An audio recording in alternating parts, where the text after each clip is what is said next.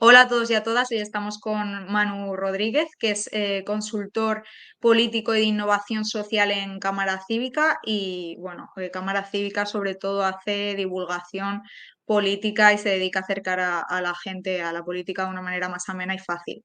Así es que encantadísima de tenerte con nosotras, Manu. Muchas gracias por venir. Gracias, Carla, por invitarme. Bueno, para quien no conozca Cámara Cívica, lo primero que te quería preguntar era que nos contaras un poquito mejor de dónde nace Cámara Cívica. Bueno, pues nosotros hace casi 10 años ya estábamos terminando la carrera. Yo estudié Derecho y Ciencias Políticas en Sevilla y nos habíamos dado cuenta de que había un montón de personas que no participaban en política, no porque no tuviera tiempo o porque no tuviera interés, sino porque sentía que no tenía las herramientas, no tenía el lenguaje apropiado, no era capaz tampoco de hacer seguimiento a la prensa, a la actualidad política, porque le faltaba como conceptos muy sencillos. Y entonces pues nos planteamos empezar a hablar de política de una manera más amena, más entretenida, más fácil, más accesible, utilizando elementos del imaginario colectivo, ¿no? Esencialmente lo que hacemos es utilizar ejemplos de la cultura pop, de películas, de series, de canciones, de videojuegos, pues para hablarle a la gente luego de temas un poco más complejos, pero que, bueno, pues si has visto Harry Potter, pues sabes lo que es un golpe de Estado, por ejemplo, ¿no? O lo que es el racismo. Y es muy difícil entrar a la gente a decir, hola, acérquese un momento que le voy a hablar del racismo que hay en nuestra sociedad. Pero si le pones ejemplos que han visto, tramas, narrativas que han conocido a través del cine, de la televisión, pues es mucho más fácil. Y entonces, humildemente hemos conseguido que mucha gente que jamás se había, digamos, enganchado a hablar de política, pues de repente empieza a venir a nuestros eventos, empiece a informarse y ahí está la semilla de tener una ciudadanía más crítica, ¿no? Más preparada para afrontar los debates que tenemos el día a día. Ujú. Y a raíz de esto, supongo que bueno, ahora estáis realizando varios eventos, esto de divulgación política sigue creciendo, sigue haciéndose bola, que de hecho, bueno, ahora hay varios medios y demás que ya divulgan un poquito más, igual cuando vosotros empezasteis no había prácticamente nada de esto, pero alguna cosa que quieras destacar un poco del trabajo de Cámara Cívica en algún ámbito que haya supuesto un reto quizás.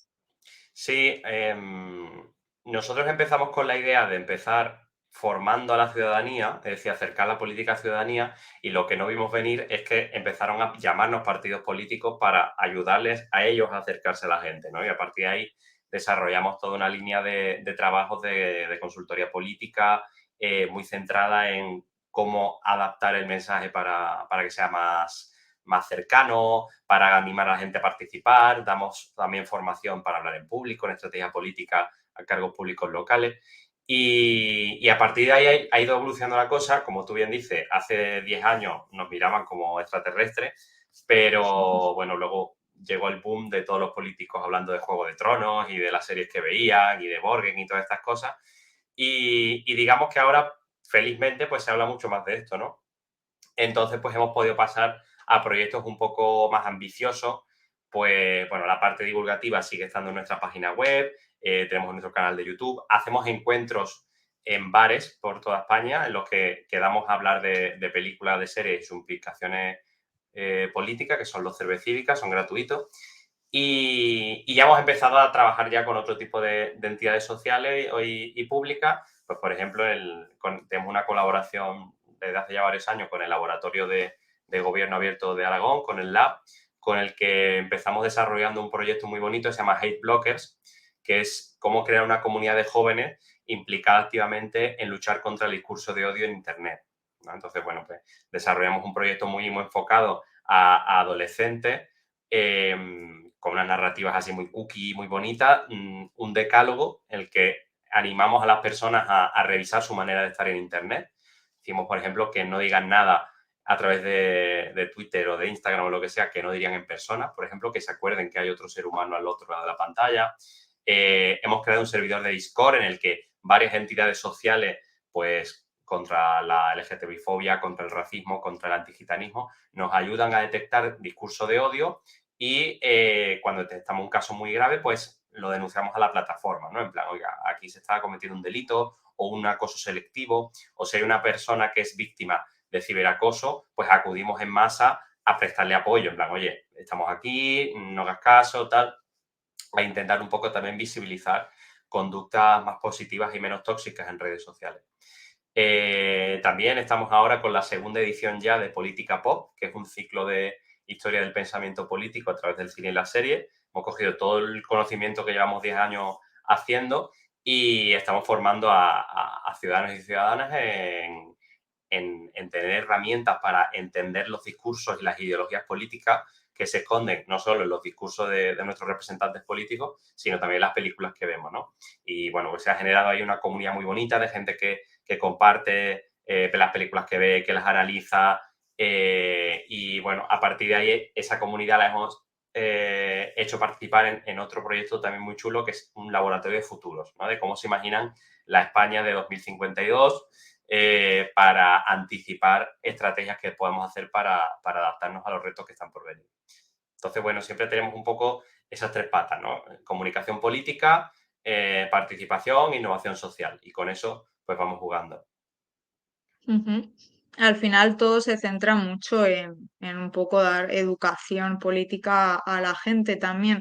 Quería preguntarte justo sobre esto, que cómo valoras la educación política que se recibe en este país o qué grado de educación política crees que tiene la gente actualmente.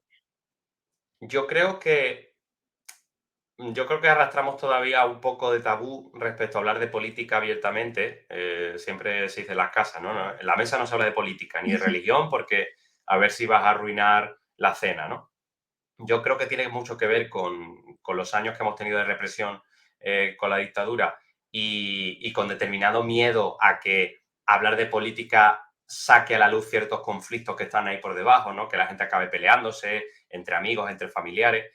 Y bueno, el otro día se hizo viral una infografía que decía que en España hay un 41, un 43% de personas que nunca habla de política con sus amigos y familiares, mientras en Alemania hay un 8%, ¿no? Una sociedad mucho más politizada en el buen sentido de la palabra. Eh, entonces, me da la impresión de que eso tiene mucho que ver también con que en España durante mucho tiempo, como se dice en la Constitución que los padres tienen derecho a elegir la educación de sus hijos, una cosa que está fantástica, en muchos casos se ha entendido que si intentamos tener un acervo común de valores democráticos, de valores cívicos, de incentivar la participación de los jóvenes, automáticamente aparece la palabra adoctrinamiento, ¿no? Y entonces tenemos pues que ni la familia ni los docentes se quieren meter en ese jardín para decir, oye, a ver si me van a acusar de meterles ideas contrarias a lo que quieren los padres y me voy a meter en un follón, ¿no? Sin embargo, hay iniciativas súper bonitas, pues, de parlamentos infantiles que promueve UNICEF y demás, y de coger a gente joven y ponerla ya a hablar en público, a escucharse, a negociar. Y yo creo de verdad que eso es muy positivo. Y ya a un nivel un poco más amplio, me da la impresión de que mientras que en países de nuestro entorno, cada vez que hay un conflicto político bastante bestia, empiezan a quemar coches, ¿no? Y tenemos en Francia o en Reino Unido recientemente, en Alemania cada cierto tiempo también hay muchos choques con la policía. Aquí lo que nos dice la evidencia es que la gente se para a hablar. Primero, que el conflicto no suele llegar a tales niveles de agresividad. Y bueno, el 15M fue eso, ¿no? Fue gente que decía, oye, vamos a sentarnos en la plaza a hablar porque algo no nos gusta. O sea, que podían haberse dedicado a romper escaparates y lo que hicieron fue montar un sitio para charlar. Entonces, yo creo que el pueblo español es bastante más demócrata de lo que cree, de lo que creemos. La verdad que se habla de la polarización, nos falta cultura democrática. Yo creo que somos más demócratas de lo que creemos, pero necesitamos un poco de autoestima democrática también. Ujú. Sí, en este sentido, ¿cómo crees que actúan las nuevas generaciones? ¿Crees que son más exigentes? Porque es verdad que también tienen más opciones, ¿no? Ahora mismo hay muchos más colores, hay muchos más ideas, ¿no? Que se ponen sobre la mesa. Entonces, sí que es verdad que hay una nueva forma de pensar en política. Sí, yo soy muy crítico con ese discurso que dice la juventud de hoy día no participa, no se preocupan de nada, están solamente a lo suyo, no quieren trabajar. Esto lo llevamos oyendo desde Platón, desde Sócrates, desde Catón, o sea, ya en la antigüedad también todos los señores que se les prestaba atención, lo único que hacían era criticar a la juventud, ¿no? Entonces, yo soy muy crítico en este discurso porque si miramos la evidencia y si bajamos un poco a las aulas, a la calle, a hablar con la juventud, tanto quienes ya nacimos en los 90, ya estamos en los 30, como los que vienen de Tara, los nacidos ya en el siglo XXI, vemos a gente con muchas ganas de implicarse en los asuntos de su comunidad, con mucha sensibilidad ambiental, con mucha sensibilidad hacia la causa feminista, hacia la causa LGTBI. Y yo creo que eso es una gran noticia, la verdad. O sea, lo que las generaciones anteriores a nosotros quizá todavía no han terminado de procesar es que efectivamente, como tú dices, antes, si te interesaba la política, te metías en un partido político y hacías carrera ahí, y ahora pues tenemos a mucha gente que se vincula a movimientos sociales, voluntariado, asociacionismo, organizaciones del tercer sector que se están también estructurando, están abriendo un montón de maneras de funcionar, o simplemente crear comunidades temáticas que pueden ser tanto física, analógica, como digitales. O sea, yo si aquí en Madrid vas a muchas plazas, ves a chavales que están bailando con un refresco, o sea, no están haciendo ni botellón ni nada. Bueno, pues es una manera también de socializar, de entender cómo tienen que ocupar el espacio público, cómo tienen que relacionarse con el entorno, si contaminar, si no, si tirar basura, si tratar bien a las personas mayores que están por ahí. E igualmente, en Internet, pues hay comunidades en Discord, en Telegram, en todo tipo de espacios digitales que en muchos casos son fantásticamente compatibles con la democracia y, ojo, también hay gente que se está aprovechando para socializar en otro tipo de discurso. Pero esto ha pasado siempre. Siempre ha habido medios de comunicación y ha habido libros contrarios a la democracia o que difunden determinado tipo de bulos y de fake news, solo que es verdad que con las redes sociales todo ese fenómeno se ha acelerado mucho, ¿no? Entonces, ya te digo, yo soy bastante más optimista con las nuevas generaciones que lo que muchas veces se dice de determinados espacios de poder. Ujú. Es verdad lo que tú dices y justo en varias encuestas que hemos hecho nosotras han salido datos de que, bueno, la gente joven sí participa, pero igual no participa directamente en la política eh, a nivel electoral, ¿no? Digamos. ¿Por qué crees que es esto, no? Porque es verdad que ahora la gente joven sí que tenemos muchas herramientas para informarnos, para, pues eso, adherirnos a un grupo, sentirnos parte de algo, hacer activismo incluso en redes sociales, en la calle, pero ¿por qué hay esa desafección política con los partidos? Bueno, esto ya viene de hace 10, 15 años, o sea, que decir, volviendo a lo de antes, ¿no? El movimiento 15M denunciaba la relación entre determinados partidos políticos y determinados intereses empresariales, pero también ocurría en Reino Unido, también ocurría en Francia, que había una desafección política, no con la política, que esta es la trampa, sino con el sistema de partidos, ¿no? Yo creo que la gente joven de alguna manera sabe que entrar en organizaciones grandes que llevan mucho tiempo funcionando tiene un tope. O sea, es decir, tú hacer carrera ahí y hacer valer tus ideas requiere mucho tiempo, mucho esfuerzo para generar un cambio real, porque ya hay determinadas dinámicas en las que es muy complicado, digamos, revertirlas, ¿no? Entonces puedo entender que haya gente que diga, oiga, si a mí lo que me interesa es venir a hablar de los derechos de los animales o de las personas intersex o de que en mi barrio pongan un huerto urbano, pues para eso voy o a un determinado movimiento social o una asociación de barrio, o sea, donde yo pueda generar un cambio mucho más tangible, ¿no? Porque muchas veces se nos olvida, y vosotros sabéis mucho de esto, pero la participación tiene que tener algún tipo de retorno, algún tipo de incidencia, algún tipo de Ujú. cambio para que tú veas que te sale rentable, ¿no? Digamos, o sea, el tiempo que tú inviertes y el esfuerzo y la paciencia muchas veces con escuchar a gente que no estás de acuerdo con estas personas, pues de alguna manera, si ves que el tiempo que tú dedicas tiene algún cambio positivo en tu entorno, que las ideas que tú defiendes funcionan, pues a mí me parece que eso te motiva más, ¿no? Entonces yo puedo entender que haya gente que diga, oye, para entrar en un partido político que hay mucho acto, mucha asamblea, mucha historia en la agrupación, pero luego es verdad que a lo mejor no me siento representado 100% con el tema, pues prefiero meterme en una cosa más sectorial. Entonces, yo tengo la hipótesis de que va un poco por ahí. Ujú. Y tú que eres consultor político, ¿qué le dirías a los políticos para que se acercaran más a la gente joven o incluso a la ciudadanía en general, ¿no? Que a veces hablamos de la gente joven como si fuese un colectivo ahí Sí, sí. apartado, como realmente, pues, no sé, al final, gente joven, gente mayor, hay esa afección por todos lados. Pues lo has dicho muy bien. Lo primero, no tratar a la gente joven como si fueran, no sé, especímenes que hay que seducir, que hay que atraer, que reaccionan a cierto tipo de estímulos como si fuera un caracol, ¿no? Que le tocas aquí hacer una cosa. No, oye, lo mejor que puedes hacer es ir a sus espacios, empaparte un poco de los cambios culturales que están trayendo, de los cambios en el lenguaje también, de qué temas hablan, de qué temas no hablan, qué acercamiento hacen a ciertas cuestiones y enterarte.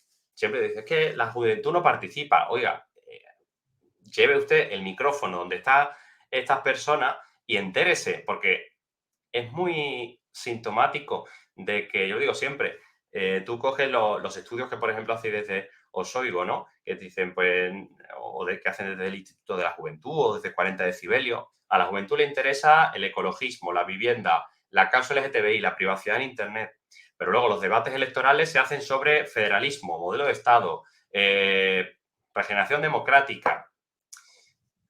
Esa agenda es importante, pero no es la agenda de personas que han nacido en el año 2005 y piensan que en 2040 a lo mejor van a morir asfixiados por el cambio climático. Es que sus prioridades son otras. Entonces, yo le diría a los partidos políticos y a cualquier representante político, tenga o no tenga una responsabilidad institucional, que dedique tiempo a acercarse a la gente, que dedique tiempo a pedir reuniones, a acercarse, a escuchar, a hablar con ellos y va a aprender muchísimo. Va a aprender muchísimo. O sea, nosotros hacemos mucho esto de generar espacios de conversación para que haya intercambio de ideas y de repente te encuentras una persona que lleva X años de alcalde o alcaldesa y se quedan así diciendo, yo decía, no pensaba que la cuestión de la salud mental fuera tan importante para estas personas. Yo creía que era como, bueno, como un tema de debate, pero no, es que es real, que les preocupa muchísimo. Pues sí, y si Mm, escuchas las causas que llevan a estas personas, no solo generacionalmente, sino por lo que les ha tocado vivir, a defender ciertas posturas, vas a aprender mucho. Últimamente se decía, ¿no? Que incluso gente muy joven en Vox están en contra de los toros, por ejemplo, ¿no? Es decir, que la tauromaquia también no es solamente una cuestión identitaria o ideológica, sino que generacionalmente esta gente, aunque esté en un partido que defiende la tauromaquia, pues dentro hay un grupúsculo de personas que dicen, oye, pues no me parece bien. ujú. Y yo creo que es interesante, ¿no? Que haya cuestiones transversales de jóvenes de diferentes partidos, simplemente pues porque el contexto social en el que se han criado ya es otro. Ha evolucionado España también y por tanto la gente que ha nacido en ella también ha evolucionado. Ujú. Y totalmente que al final también los temas que preocupan a la gente joven no son solamente temas para la gente joven y de la gente joven, ¿no? La salud mental que tú estabas comentando es algo que igual nuestras abuelas no se quejaban de la salud mental porque no era pues un tema prioritario porque habrían pues otros problemas que en ese momento parecían mayores, pero realmente eso está ahí. ¿Y cuánta gente mayor tiene depresión y cuánta gente mayor está sola? O sea, al final son temas que realmente sí preocupan y que también hay que abrir esos melones, no solamente por la gente joven, sino para acercarse a los problemas actuales de todo el mundo, Totalmente, digamos. Ujú, totalmente. Y bueno, yo mismo, yo no le prestaba mucha atención a eso hasta que un día de repente, concretamente el año de la pandemia, pues el coco te hace clic y dices, uy, a lo mejor los problemas de ansiedad, de depresión, de las personas que tienen disforia y demás, es que, claro, pues a lo mejor hay que tratarlas como lo que son, que es un problema público. Es que el problema es que se nos ha olvidado que la construcción de un dolor en un problema público, en un problema político, es parte también del sistema político. Porque hay muchas cosas que si no le ponemos nombre, si no las llevamos a la agenda pública, al debate, no se ven y la gente las sufre en silencio. Entonces, claro, efectivamente, la generación de nuestros padres o nuestros abuelos, pues probablemente no veían el alcoholismo como un problema, porque, bueno, pues Si me explotan en el trabajo, pues luego me tomo 14 cervezas o voy a gritarle al árbitro de fútbol y ya está. No hablaban de gestión de las emociones y demás. Estos son lenguajes que nos han traído las generaciones más nuevas, ¿no? Y yo creo que es positivo también ponerle nombre a esos problemas, a esos dolores, para que podamos buscar un tratamiento colectivamente, que es lo que tiene que hacer un sistema democrático. Ujú, totalmente. Y bueno, saliendo un poco del tema, hilándolo también con lo que estábamos hablando antes, a nivel de comunicación política, ¿cómo crees que ha evolucionado la comunicación política en España? Pues a mí me parece de entrada que a mí me parece que la gente se ha hecho bastante más exigente. El hecho de que la tecnología habilite vías por las cuales la comunicación no sea unidireccional, sino bidireccional, o muchas veces multidireccional, es muy interesante, porque antiguamente, pues, bueno, si tú coges la legislación, tú coges el Código Civil o la legislación administrativa, decía, bueno, la administración, si no encuentra a la persona, lo ponemos en el boletín oficial y tú te das por enterado, ¿no? O sea, tú eres receptor o no de la información. No se planteaba que hubiera alguna vez una tecnología en la que tú pudieras mandar un mensaje específico a esa persona y esa persona te pudiera responder, ¿no? Entonces, muchas veces, pues los partidos políticos sacaban un cartel, un vídeo, un mensaje, una entrevista, y como mucho, pues las personas tenían la vía de escribir una carta al director o escribir una carta a su diputado, a ver si le respondía y todas estas cosas. El hecho de que tengamos Facebook, que tengamos Twitter, que tengamos Instagram, ahora también que tengamos TikTok, lo cual a muchos políticos les cuesta no hacer bailecitos y no tenemos esa maravillosa palabra que es el cringe, el cringe, que cada vez que vemos a un político bailando dice, oye, esto no es un poco raro.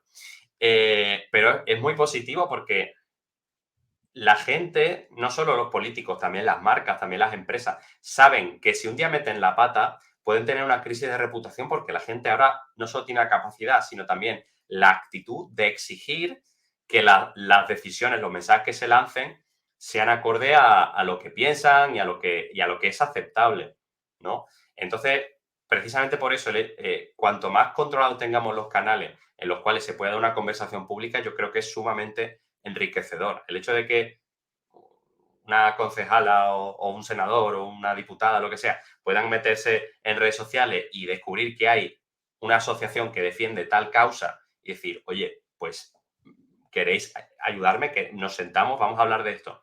Pues yo creo que este tipo de comunicación es muy útil porque hace más fácil gobernar. Se le tiene mucho miedo a la fake news y a que todo el mundo puede opinar y que te pueden lanzar una campaña de odio y demás, pero también puede ocurrir lo contrario, puede ocurrir que la conversación fluya y se generen conexiones entre las personas, ¿no? Entonces, tenemos por un lado esa multidireccionalidad, tenemos ese fomento de la participación, tenemos una ciudadanía más exigente, pero también creo que estamos incorporando algunos, no diría algunos vicios, pero sí algunas tendencias que vienen sobre todo del mundo anglosajón, de Estados Unidos, también de América Latina, como tiene que ver la espectacularización de la política, ¿no? De intentar que presentar a nuestros representantes políticos pues como prácticamente como actores o como showman, ¿no? Que tienen que ir al hormiguero a bailar y a tirar una canasta de baloncesto y todas estas cosas. Pero bueno, de alguna manera estamos en una época en que la gente cuando ve un programa de televisión, en muchos casos que dice, bueno, para ser más productivo voy a ver un programa de televisión que me entretenga, pero a la vez que me eduque, ¿no? O sea, lo que empezó con Caiga quien caiga y todo esto, de hacer, vamos a ver sátira Ujú. política y veo las noticias, pero cada vez me río. Pues ahora hay muchísimos más formatos, ¿no? Y tenemos desde la sexta noche, tenemos tertulias en todas las radios, tenemos hora 20 y pico en YouTube, o sea, tenemos de todo. Y bueno, eso puede pasar también porque la gente percibe a lo mejor que los políticos son un poco frívolos. Entonces estamos, yo creo, redescubriendo la tensión entre los políticos son seres que viven en otro planeta, alejados de la ciudadanía, que era quizá la opinión que había hace 10, 15 años, a los políticos van a lucirse a los platos de televisión para ganarse a la gente. Entonces, yo creo que sin llegar a esos dos extremos, tenemos que buscar la manera de que los mensajes lleguen a la ciudadanía de una manera que sea capaz de procesarlo, porque hay cuestiones muy técnicas que es muy difícil que la gente pueda hacerse una idea, ¿no? De ciertas regulaciones. Eh, pero pero sobre todo que los representantes políticos los percibamos también como seres humanos. O sea, que seguramente también alguna vez meten la pata cuando salen en la prensa o les da o sienten inseguridad porque han cogido kilos y la ropa les queda mal. Ese tipo de cosas la ciudadanía también tiene que entenderla, ¿no? Entonces, yo creo que esa tendencia en la comunicación política también es positiva, de alguna manera, ¿no? Ujú. Justo el otro día leí algo que era, ponían dos textos de Twitter, ¿no? No me acuerdo de qué político era, y pues estaban comparando que uno lo había escrito pues el asesor político, el de prensa, etcétera, y el otro parecía que lo había escrito el propio político, y sí que es verdad que se diferenciaban mucho porque uno era mucho más natural, el otro era súper correcto, con puntos y comas, o sea, justo en el lugar en el que tenían que estar, ¿no?